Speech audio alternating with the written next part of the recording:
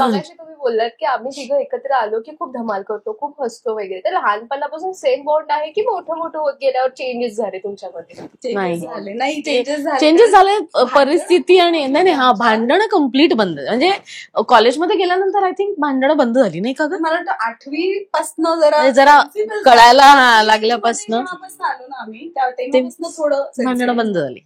10वी नंतरच बेसिकली.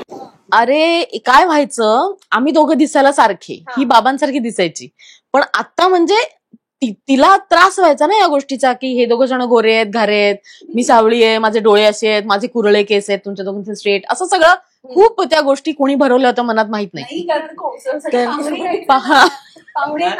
कोणी घरात आले ना तरी अरे हे दोघं छान आहेत, गोरे घारे, असं ते असं डिवचायचे.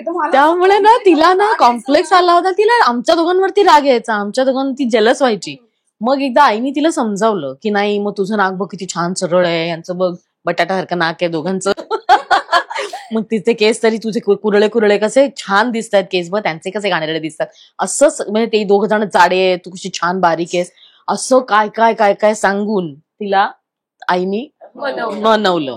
आणि मग त्याच्यानंतर ती एज मध्ये ना एक वेगळा एक इन्फिरियरिटी कॉम्प्लेक्स सगळ्यांमध्येच असतो की पुढे जाऊन आपलं व्यवस्थित होईल की नाही ही भीती, किंवा असं कोणी आपल्याकडे विचारतच नाही आपल्याला, आपण चांगलेच दिसत नाही, किंवा एक कॉम्प्लेक्स असतो तो खूप. ते वय ते असतं 12 ते 15 17 पर्यंत ते वय असतं. त्या एज मध्ये जर प्रॉपर सांगणारं कोणी मिळालं ना आपल्याला, आपल्या नातेवाईकांपैकी जवळची व्यक्ती कोणी असेल तर खूप हेल्प होते आपल्याला, नाहीतर आपण डिप्रेशन मध्ये जाऊ शकतो त्या एज मध्ये. पण ते माझ्या बाबतीत नाही झालं, आणि मला बाबांनी आणि आईनी दोघांनी इतकं प्रोत्साहन दिलं आणि पुढे येण्यासाठी कॉन्फिडन्स माझ्यामध्ये खूप बूस्ट केला. आम्ही तिघ जण जे आमचा स्वभाव आहे, जे आम्ही आमचं अपब्रिंगिंग आहे, ते टोटली क्रेडिट गोज टू माझे आई बाबा आणि आमची आजी.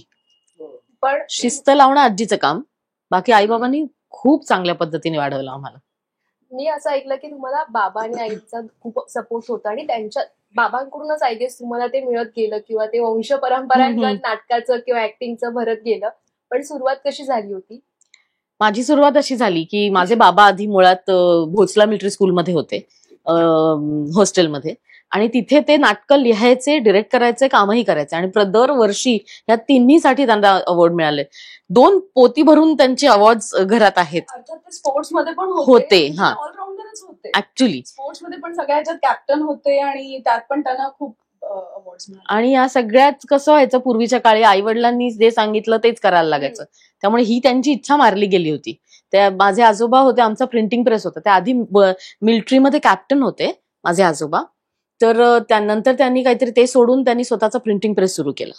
तर ते म्हणाले आजोबा की नाही, तू प्रिंटिंग प्रेसच माझ्या मागे तूच चालवायला पाहिजेस वगैरे. त्यामुळे त्यांना करिअर नाही करू दिलं बाबा आजोबांनी.